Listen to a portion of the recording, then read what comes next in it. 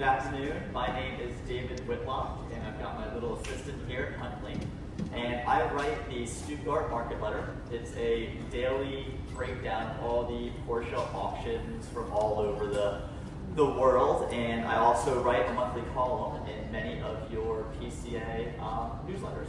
If you have a newsletter that doesn't have it and you want it, just shoot me an email. More than happy to send you it. It's kind of like a little syndicated thing.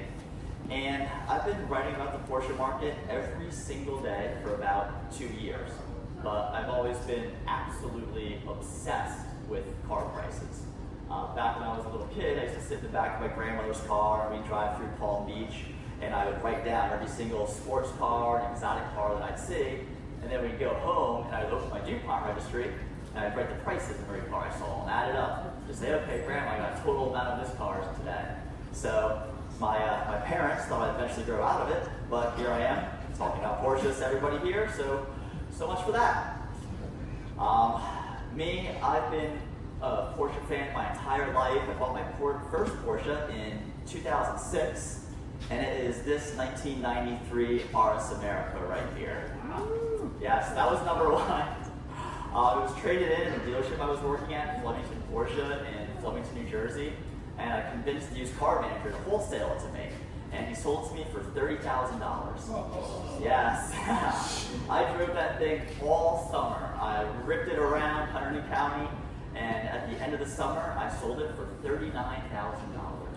So winner, chicken dinner. I was hooked.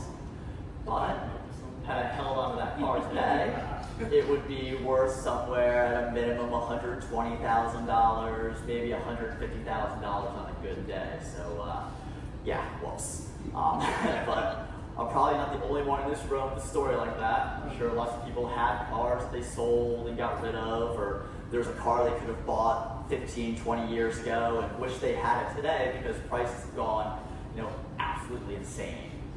So today we're going to discuss kind of where the 911 market currently sits, and in order to do that, we're going to go look at the past a little bit and see what the market was over the last few years. So this chart right here, this is a chart of RS America prices, and it tracks from when I sold my car in 2006 to today. And this chart pretty much is a reflection of the entire Porsche market over the last 15 years or so. Now, if you took away the price, take away the model, this would be, like I said, the market. Not every car has done this, but for the most part, this is pretty much every single car. It's a little nutty. This period between when I sold my car and let's say around 2022 was driven by 3 key economic indicators. So first off, we had, of course, in 2008, the global recession. The first 6 months when it hit the car market, it was pretty rough. I was selling cars back then, and it was like a standstill. Nobody knew what to do. But the government ended up stepping in, doing things like cash for clunkers and other programs. That didn't really affect the Porsche market at the time because not a lot of cars were trading hands. It was really primarily kind of like a wait-and-see period.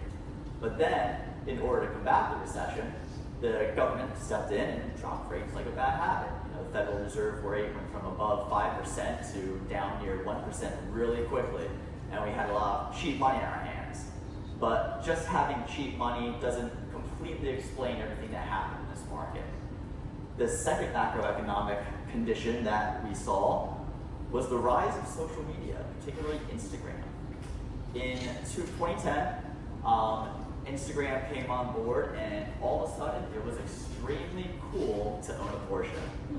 As the platform grew, more and more people, of a bigger age or just older people started joining the platform, and those people could actually afford to drive Porsche. So the demand during this period increased tremendously. During this time, though, we also saw interest rates start to rise again, but they rose from 2016 and 2020, but they're still lower than 2006, and that was more due to an economic recovery.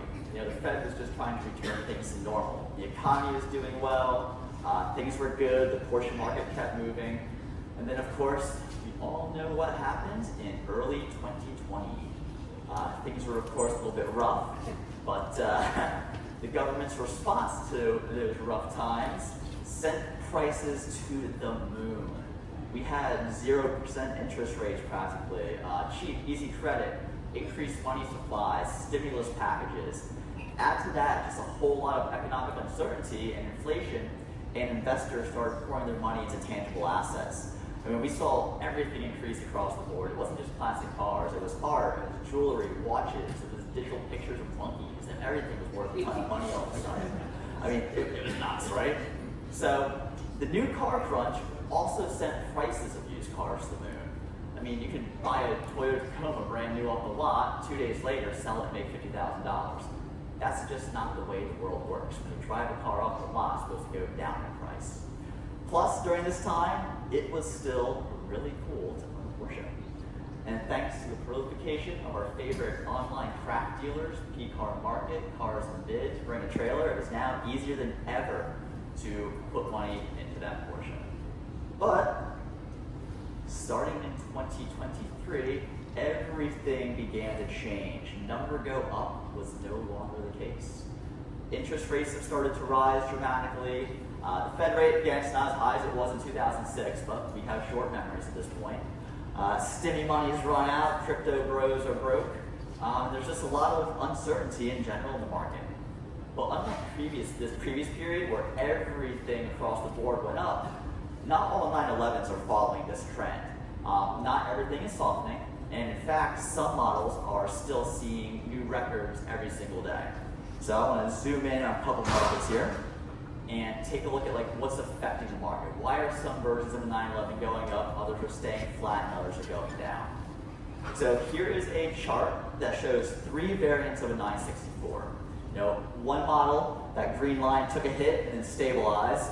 The blue line is kind of coasted, and then of course that purple line has continued tremendous growth. So that blue line is a 964 Carrera 2 coupe with a manual transmission, and the green line, that's a 964 Carrera 2 Cabriolet with a manual transmission. In general, coupes have always just performed better than cabriolets. Prior to 2022, everything went up, but now that we have these new effects in the economy, the cars that have always had traditional demand, they're kind of staying flat, whereas those that had less demand are pulling back a little bit. But what if I told you that purple line is also a 964 Cabriolet? So, no? Nope. That would be a 964 America Roadster. Those things have taken off like a rocket. But that's because they only made 250 of those versus the 11,000 cabriolets that they made of the regular 964 too. So in today's market, the special limited production cars, they continue to do well. There's still an appetite for those among collectors. This same chart kind of applies towards certain 993s as well. So 993 coupes have stayed fairly steady, even increasing a bit recently. 993 cabriolets, they dropped a little bit, but they didn't have a sharp drop like the 964 cabriolets. But the 993 variant that would mimic that purple line, that would be the 993 Targa. All of a sudden, Targas are popular. Now, they're not as limited as a 964 America Roadster. There are probably about 1,200 993 Targets brought into the United States. But compared to the vast amount of other 993s, that's a smaller number. Plus, tastes have changed. People, for whatever reason, like the greenhouse Targas now. All right, this chart depicts 911 GT3 RSs. All special, all limited production, but one of them is heading a little bit downward. So that yellow line down there, that represents the 991.1 GT3 RS. And the red line, well, that is the 997.2 GT3 RS. The difference between the two? Well, the 997.2 is the last Messinger engine 911, last manual GT3 RS. So very, very special car. The other one, non-Messinger, can't get it in a manual transmission anymore. So in today's market, cars that represent the end of an era in Porsche's history are still doing really, really well. And if you combine an end of an era car with limited production, you get what you probably have guessed by now that green line is a 997 GT3 RS 4.0, of which they've only made 600 vehicles. Another example that comes to mind of these end of era cars would be the Carrera GTS. So earlier this year, everybody knows that Porsche announced the new 911 Carrera GTS is going to be a hybrid, and it's also therefore not going to be able to have a manual transmission. So we've seen 992.1, 991.2 Carrera GTSs kind of level off, while 991.1 GTSs, which were the last of the normally aspirated versions, they've started to appreciate. We haven't seen them completely take off to the moon yet, but it's still a little early, and I think they have a good shot. People will see that, okay, that was the top of the line 911 Carrera non-GT car with a normally aspirated engine at that manual transmission, and you have a good shot at making some money.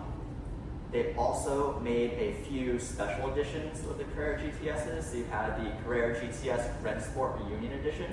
Only 25 of those were made. You also have the Carrera GTS Club Coupe. Only 60 of those were made, but only 20 of those were manual transmission. So super, super special cars. Though one traded hands recently, private party example. I'd love to get the price out of them, but lips are sealed at this point.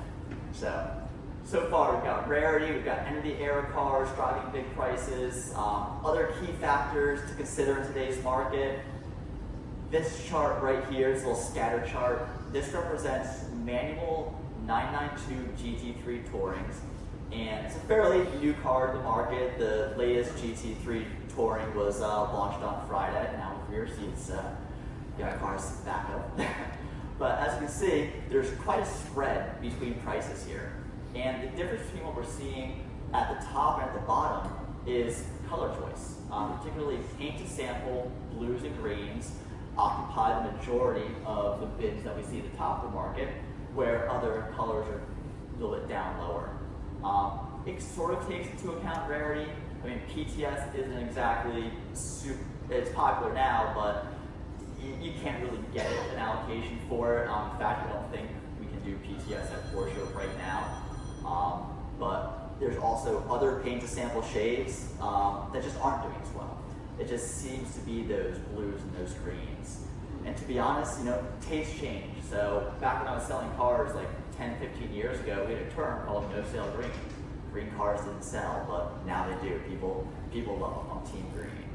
Other paint to sample cars. So as you get further and further back into Porsche's model lineup, you get less and less paint to sample cars.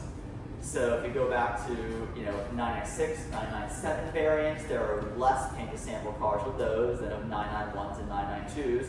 As you go back to 993, 964, 3.2s, and further, paint to sample gets even rarer. Then when you get back to 356s, it really was paint to sample. You brought them a sample, and they paint the car exactly what you brought them. So, speaking of taste, I want to talk about generational taste.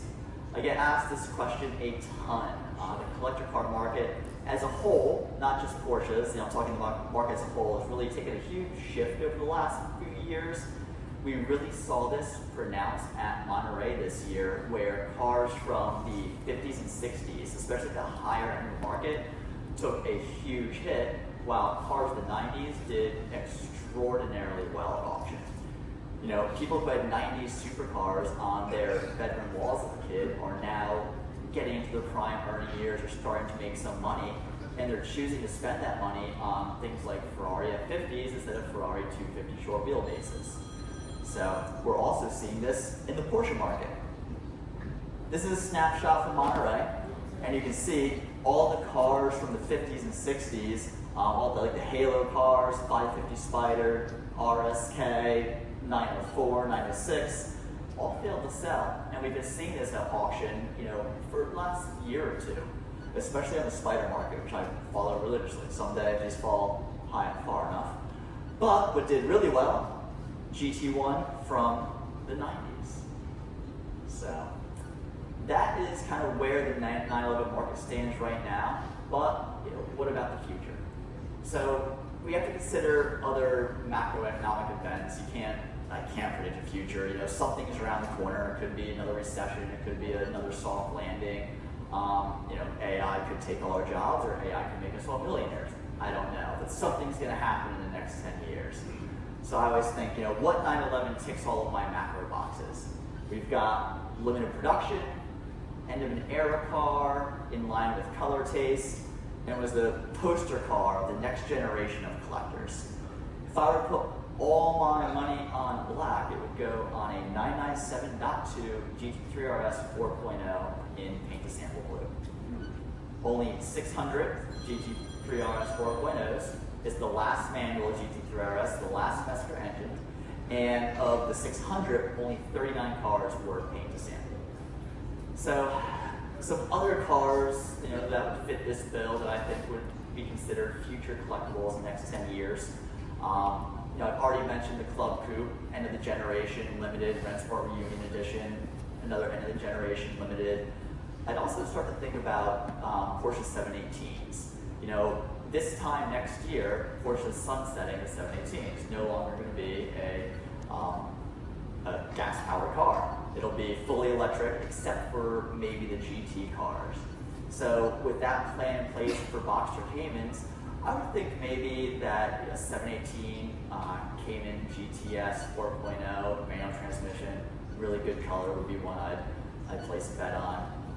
Other cars, yesterday I had a call with one of my readers, and he's looking at buying a pair of cars, and one of them happens to be a 911 ST. And the ST really is just this generation's 911R.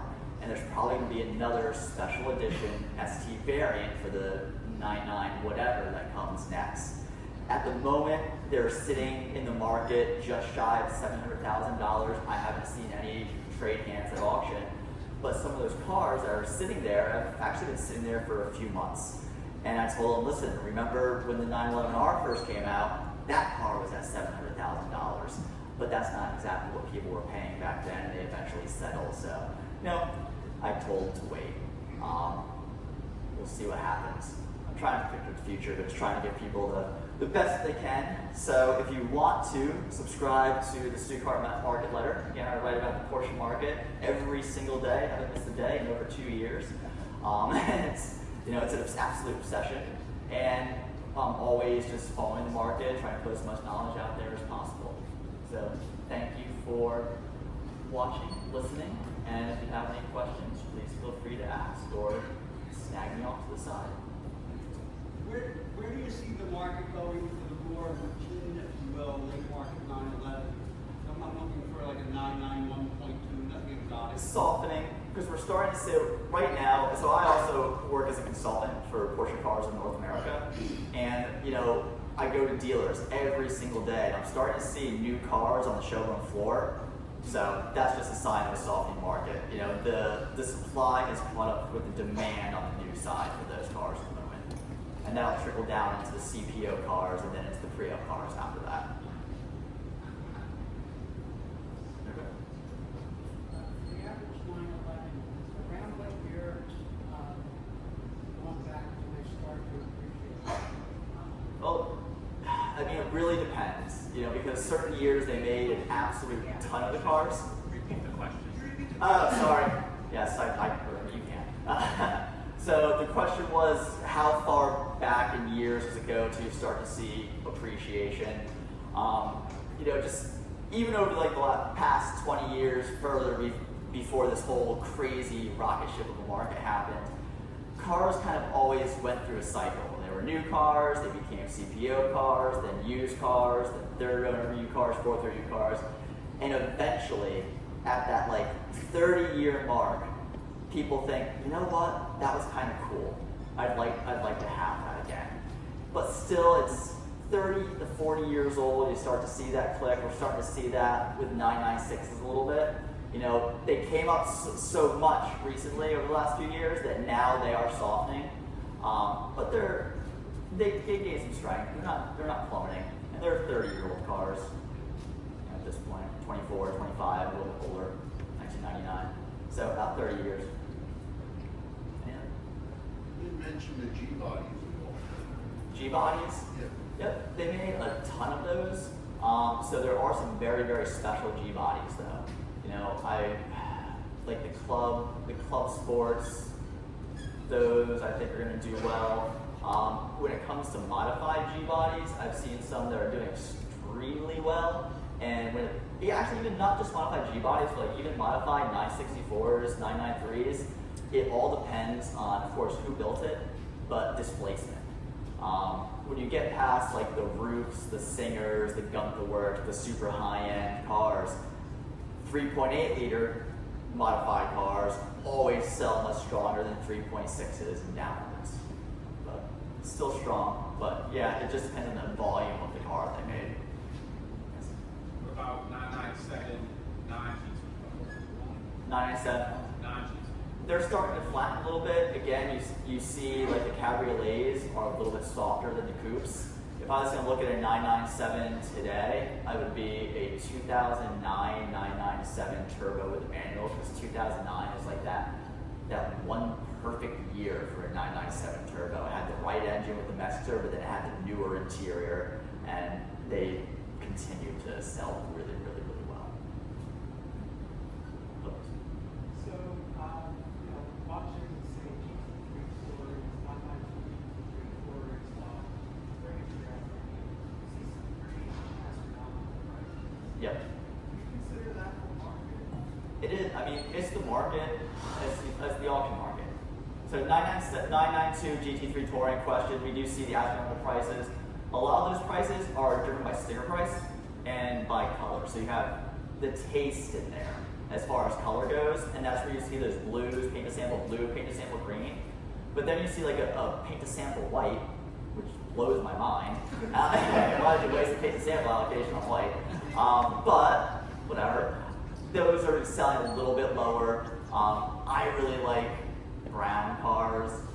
They're not as strong. You know, John Paderak just did that brown restoration. I think it's beautiful, but not everybody's cup of tea. But a lot of times when you have a 992 Touring, manual transmission, it has the carbon buckets that are ungodly uncomfortable, but everybody wants them. You know, PCCBs, if you can drive on the street, why? But those are the things that are bringing money. And if it has a special wishes interior, exclusive manufacturer driving that price up, they're still strong compared to the other cars selling the market. But if you look comp for comp from the last 12 months, they're even down a little bit as well.